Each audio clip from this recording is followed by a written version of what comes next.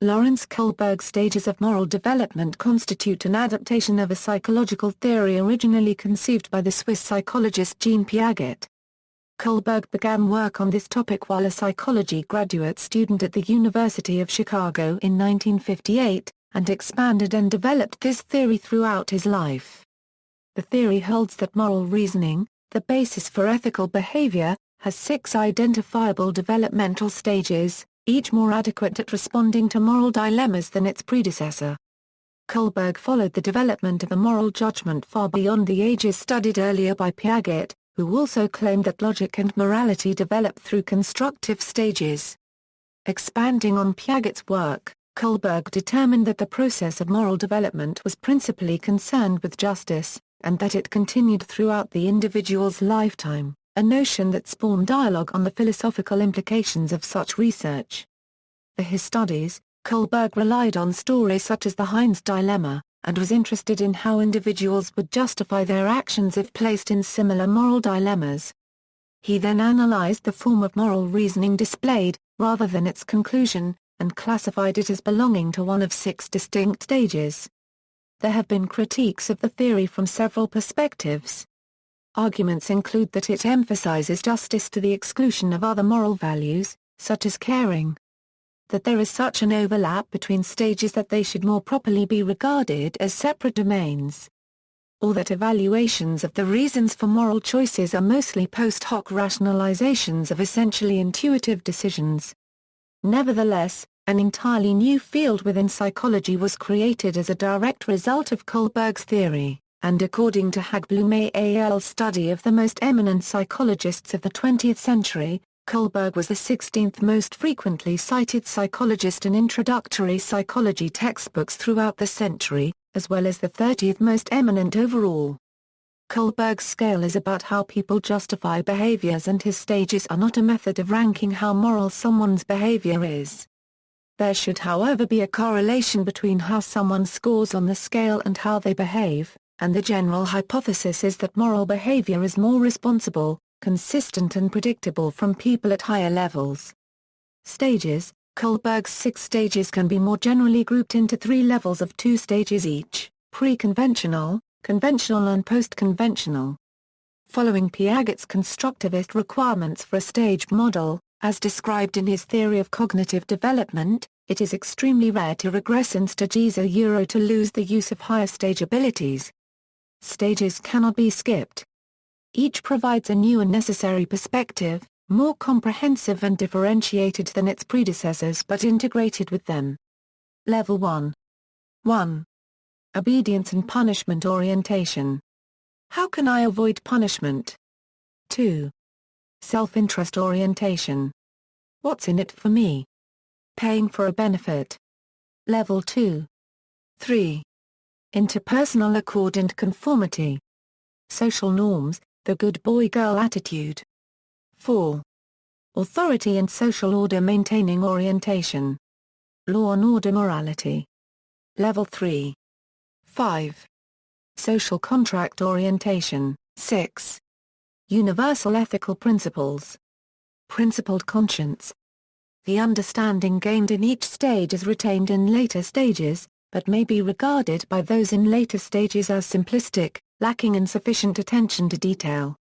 Pre-conventional. The pre-conventional level of moral reasoning is especially common in children, although adults can also exhibit this level of reasoning. Reasoners at this level judge the morality of an action by its direct consequences. The pre-conventional level consists of the first and second stages of moral development, and is solely concerned with the self in an egocentric manner. A child with pre-conventional morality has not yet adopted or internalized society's conventions regarding what is right or wrong, but instead focuses largely on external consequences that certain actions may bring. In stage 1, individuals focus on the direct consequences of their actions on themselves. For example, an action is perceived as morally wrong because the perpetrator is punished. The last time I did that I got spanked, so I will not do it again. The worse the punishment for the act is, the more bad the act is perceived to be. This can give rise to an inference that even innocent victims are guilty in proportion to their suffering. It is egocentric, lacking recognition that others' points of view are different from one's own. There is deference to superior power or prestige. Stage 2 expresses the "what's in it for me" position, in which right behavior is defined by whatever the individual believes to be in their best interest but understood in a narrow way which does not consider one's reputation or relationships to groups of people. Stage 2 reasoning shows a limited interest in the needs of others, but only to a point where it might further the individual's own interests. As a result, concern for others is not based on loyalty or intrinsic respect, but rather a "you scratch my back, and I'll scratch yours" mentality.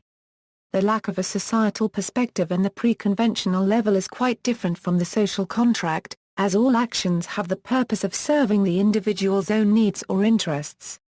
For the Stage 2 theorist, the world's perspective is often seen as morally relative. Conventional, the conventional level of moral reasoning is typical of adolescents and adults. To reason in a conventional way is to judge the morality of actions by comparing them to society's views and expectations. The conventional level consists of the third and fourth stages of moral development. Conventional morality is characterized by an acceptance of society's conventions concerning right and wrong. At this level an individual obeys rules and follows society's norms even when there are no consequences for obedience or disobedience. Adherence to rules and conventions is somewhat rigid, however, and a rule's appropriateness or fairness is seldom questioned. In Stage 3, the self enters society by filling social roles. Individuals are receptive to approval or disapproval from others as it reflects society's accordance with the perceived role. They try to be a good boy, or good girl to live up to these expectations, having learned that there is inherent value in doing so. Stage 3 reasoning may judge the morality of an action by evaluating its consequences in terms of a person's relationships, which now begin to include things like respect, gratitude and the golden rule. I want to be liked and thought well of. Apparently, not being naughty makes people like me. Desire to maintain rules and authority exists only to further support these social roles. The intentions of actors play a more significant role in reasoning at this stage. One may feel more forgiving if one thinks they mean well. In Stage 4, it is important to obey laws, dictums and social conventions because of their importance in maintaining a functioning society. Moral reasoning in Stage 4 is thus beyond the need for individual approval exhibited in Stage 3. A central ideal or ideals often prescribe what is right and wrong. If one person violates a law, perhaps everyone would. Thus there is an obligation and a duty to uphold laws and rules. When someone does violate a law, it is morally wrong. Culpability is thus a significant factor in this stage as it separates the bad domains from the good ones. Most active members of society remain at Stage 4, where morality is still predominantly dictated by an outside force. Post-conventional, the post-conventional level, also known as the principled level, is marked by a growing realization that individuals are separate entities from society, and that the individual unregistered trademark's own perspective may take precedence over society unregistered trademark's view. Individuals may disobey rules inconsistent with their own principles. Post-conventional moralists live by their own ethical principles principles that typically include such basic human rights as life, liberty, and justice. People who exhibit post-conventional morality view rules as useful but changeable mechanisms ideally rules can maintain the general social order and protect human rights. Rules are not absolute dictates that must be obeyed without question. Because post-conventional individuals elevate their own moral evaluation of a situation over social conventions, their behavior, especially at Stage 6, can be confused with that of those at the pre-conventional level. Some theorists have speculated that many people may never reach this level of abstract moral reasoning. In Stage 5, the world is viewed as holding different opinions, rights and values. Such perspectives should be mutually respected as unique to each person or community. Laws are regarded as social contracts rather than rigid edicts. Those that do not promote the general welfare should be changed when necessary to meet of greatest good for the greatest number of people. This is achieved through majority decision and inevitable compromise. Democratic government is ostensibly based on Stage 5 reasoning. In Stage 6, moral reasoning is based on abstract reasoning using universal ethical principles. Laws are valid only insofar as they are grounded in justice, and a commitment to justice carries with it an obligation to disobey unjust laws. Legal rights are unnecessary, as social contracts are not essential for deontic moral action. Decisions are not reached hypothetically in a conditional way but rather categorically in an absolute way, as in the philosophy of Immanuel Kant. This involves an individual imagining what they would do in another unregistered trademark's shoes, if they believed what that other person imagines to be true. The resulting consensus is the action taken. In this way action is never a means but always an end in itself. The individual acts because it is right, and not because it avoids punishment, is in their best interest, expected, legal, or previously agreed upon. Although Kohlberg insisted that Stage 6 exists, he found it difficult to identify individuals who consistently operated at that level.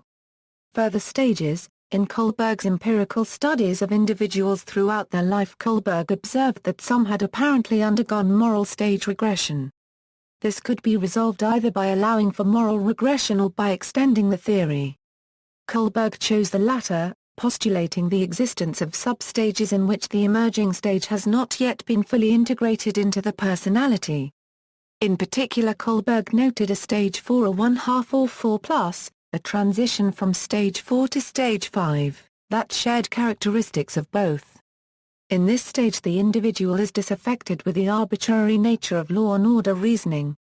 Culpability is frequently turned from being defined by society to viewing society itself as culpable. This stage is often mistaken for the moral relativism of stage 2, as the individual views those interests of society that conflict with their own as being relatively and morally wrong. Kohlberg noted that this was often observed in students entering college. Kohlberg suggested that there may be a seventh stage, a transcendental morality, or morality of cosmic orientation, which linked religion with moral reasoning. Kohlberg's difficulties in obtaining empirical evidence for even a sixth stage, however, led him to emphasize the speculative nature of his seventh stage. Theoretical assumptions. Kohlberg's stages of moral development are based on the assumption that humans are inherently communicative, capable of reason, and possess a desire to understand others and the world around them. The stages of this model relate to the qualitative moral reasonings adopted by individuals, and so do not translate directly into praise or blame of any individual's actions or character. Arguing that his theory measures moral reasoning and not particular moral conclusions, Kohlberg insists that the form and structure of moral arguments is independent of the content of those arguments, a position he calls formalism. Kohlberg's theory centers on the notion that justice is the essential characteristic of moral reasoning. Justice itself relies heavily upon the notion of sound reasoning based on principles. Despite being a justice-centered theory of morality, Kohlberg considered it to be compatible with plausible formulations of deontology and eudaimonia. Kohlberg's theory understands values as a critical component of the right. Whatever the right is, for Kohlberg, it must be universally valid across societies, there can be no relativism. Moreover, morals are not natural features of the world. They are prescriptive. Nevertheless, moral judgments can be evaluated in logical terms of truth and falsity. According to Kohlberg, someone progressing to a higher stage of moral reasoning cannot skip stages. For example, an individual cannot jump from being concerned mostly with peer judgments to being a proponent of social contracts. On encountering a moral dilemma and finding their current level of moral reasoning unsatisfactory, however, an individual will look to the next level. Realizing the limitations of the current stage of thinking is the driving force behind moral development, as each progressive stage is more adequate than the last. The process is therefore considered to be constructive, as it is initiated by the conscious construction of the individual, and is not in any meaningful sense a component of the individual's innate dispositions, or a result of past inductions. Formal elements. Progress through Kohlberg stages happens as a result of the individual's increasing competence, both psychologically and in balancing conflicting social value claims. The process of resolving conflicting claims to reach an equilibrium is called justice operation. Kohlberg identifies two of these justice operations: equality, which involves an impartial regard for persons, and reciprocity, which means a regard for the role of personal merit. For Kohlberg, the most adequate result of both operations is reversibility, in which a moral or dutiful act within a particular situation is evaluated in terms of whether or not the act would be satisfactory even if particular persons were to switch roles within that situation. Knowledge and learning contribute to moral development. Specifically important are the individual's view of persons, and their social perspective level, each of which becomes more complex and mature with each advancing stage. The view of persons can be understood as the individual's grasp of the psychology of other persons. It may be pictured as a spectrum, with stage 1 having no view of other persons at all, and stage 6 being entirely sociocentric. Similarly, the social perspective level involves the understanding of the social universe, differing from the view of persons in that it involves an appreciation of social norms. Examples of applied moral dilemmas: Kohlberg established the moral judgment interview in his original 1958 dissertation. During the roughly 45-minute tape-recorded semi-structured interview, the interviewer uses moral dilemmas to determine which stage of moral reasoning a person uses. The dilemmas are fictional short stories that describe situations in which a person has to make a moral decision. The participant is asked a systemic series of open-ended questions, like what they think the right course of action is, as well as justifications as to why certain actions are right or wrong. The form and structure of these replies are scored and not the content. Over a set of multiple moral dilemmas an overall score is derived. Heinz dilemma. A dilemma that Kohlberg used in his original research was the druggist's dilemma. Heinz steals the drug in Europe. A woman was near death from a special kind of cancer. There was one drug that the doctors thought might save her. It was a form of radium that a druggist in the same town had recently discovered. The drug was expensive to make, but the druggist was charging 10 times what the drug cost him to produce. He paid $200 for the radium and charged $2,000 for a small dose of the drug. The sick woman's husband, Heinz, went to everyone he knew to borrow the money, but he could only get together about $1,000, which is half of what it cost. He told the druggist that his wife was dying and asked him to sell it cheaper or let him pay later. But the druggist said, "No, I discovered the drug and I'm going to make money from it." So Heinz got desperate and broke into the man's store to steal the drug for his wife. Should Heinz have broken into the laboratory to steal the drug for his wife? Why or why not? From a theoretical point of view, it is not important what the participant thinks that Heinz should do. Kohlberg's theory holds that the justification the participant offers is what is significant, the form of their response.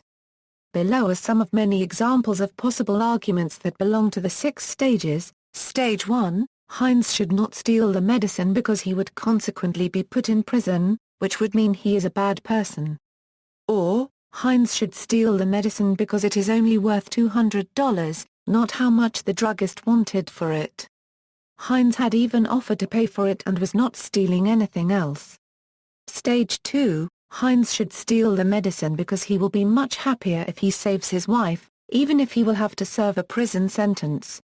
Or, Heinz should not steal the medicine because prison is an awful place, and he would probably experience anguish over a jail cell more than his wife's death. Stage 3, Heinz should steal the medicine because his wife expects it. He wants to be a good husband. Or, Heinz should not steal the drug because stealing is bad and he is not a criminal. He tried to do everything he could without breaking the law, you cannot blame him. Stage 4, Heinz should not steal the medicine because the law prohibits stealing, making it illegal. Or, Heinz should steal the drug for his wife but also take the prescribed punishment for the crime as well as paying the druggist what he is owed. Criminals cannot just run around without regard for the law. Actions have consequences. Stage 5, Heinz should steal the medicine because everyone has a right to choose life, regardless of the law. Or, Heinz should not steal the medicine because the scientist has a right to compensation. Even if his wife is sick, it does not make his actions right. Stage 6, Heinz should steal the medicine, because saving a human life is a more fundamental value than the property rights of another person. Or, Heinz should not steal the medicine, because others may need the medicine just as badly, and their lives are equally significant. Criticisms. One criticism of Kohlberg's theory is that it emphasizes justice to the exclusion of other values, and so may not adequately address the arguments of those who value other moral aspects of actions.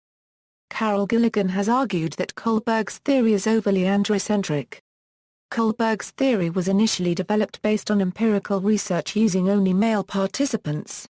Gilligan argued that it did not adequately describe the concerns of women. Kohlberg stated that women tend to get stuck at level 3, focusing on details of how to maintain relationships and promote the welfare of family and friends. Men are likely to move on to the abstract principles, and thus have less concern with the particulars of who is involved. Consistent with this observation, Gilligan's theory of moral development does not focus on the value of justice. She developed an alternative theory of moral reasoning based on the ethics of caring. Critics such as Christina Hoff Sommers, however, argued that Gilligan's research is ill-founded, and that no evidence exists to support her conclusion. Kohlberg's stages are not culturally neutral, as demonstrated by its application to a number of different cultures. Although they progress through the stages in the same order, individuals in different cultures seem to do so at different rates. Kohlberg has responded by saying that although different cultures do indeed inculcate different beliefs, his stages correspond to underlying modes of reasoning, rather than to those beliefs. Another criticism of Kohlberg's unregistered trademark S theory is that people frequently demonstrate significant inconsistency in their moral judgments. This often occurs in moral dilemmas involving drinking and driving and business situations where participants have been shown to reason at a subpar stage, typically using more self-interest-driven reasoning than authority and social order obedience-driven reasoning. Kohlberg's unregistered trademark S theory is generally considered to be incompatible with inconsistencies in moral reasoning.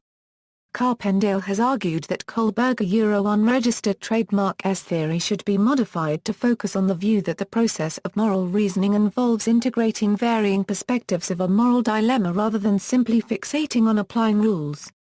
This view would allow for inconsistency in moral reasoning since individuals may be hampered by their inability to consider different perspectives. Krebs and Denton have also attempted to modify Kohlberg's unregistered trademark S theory to account for a multitude of conflicting findings, but eventually concluded that the theory is not equipped to take into consideration how most individuals make moral decisions in their everyday lives. Other psychologists have questioned the assumption that moral action is primarily a result of formal reasoning. Social intuitionists such as Jonathan Haidt, for example, argue that individuals often make moral judgments without weighing concerns such as fairness, law, human rights, or abstract ethical values. Thus the arguments analyzed by Kohlberg and other rationalist psychologists could be considered post hoc rationalizations of intuitive decisions. Moral reasoning may be less relevant to moral action than Kohlberg's theory suggests. Continued relevance. Kohlberg's body of work on the stages of moral development has been utilized by others working in the field.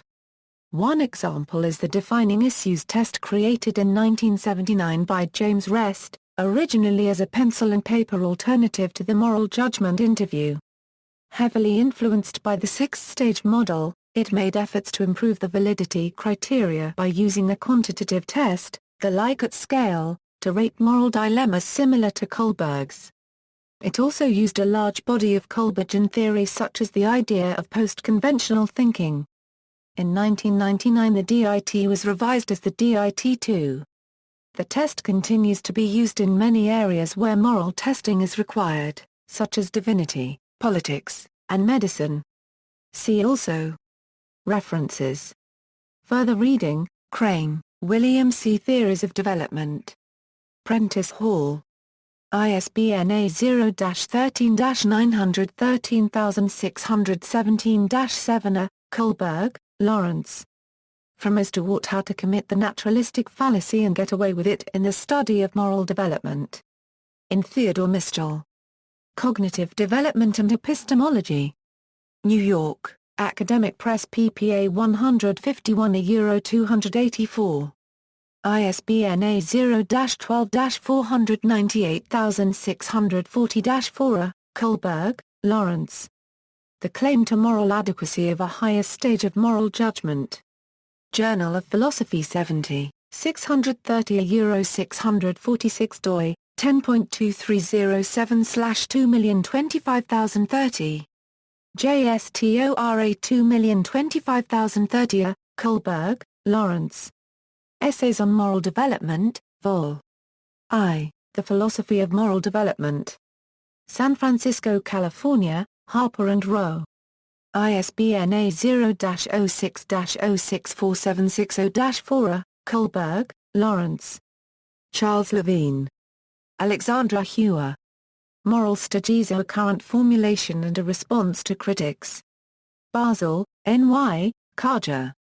ISBN A3-8055-3716-6. External links: Moral Development and Moral Education, an Overview, Kohlberg's Moral Stages, Boston Review article covering the topic and other related areas, Kohlberg Stages of Moral Development, Summary and Inspiration for Kohlberg's Theory of Moral Development Stages.